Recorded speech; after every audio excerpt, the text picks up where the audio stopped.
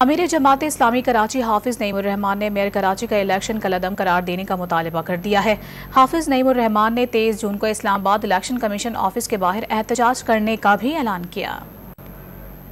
یہ جو بات کرتے ہیں نا کہ لوگ خود سے نہیں آئے، تو یا تو خرید و فروخت کیا آپ نے، مجھے نہیں معلوم، میں کسی پہ الزام نہیں لگاتا، کسی بھی ایک چیئرمین پہ الزام نہیں لگاتا کہ وہ بکا ہے، لیکن جو کلیم کرتی ہے پیپلز پارٹی اس کے مطابق یا تو آپ نے خریدا ہے یا پھر آپ نے جبر کیا ہے، اور یقیناً کیا ہے، وہ ویڈیوز تو موجود ہیں۔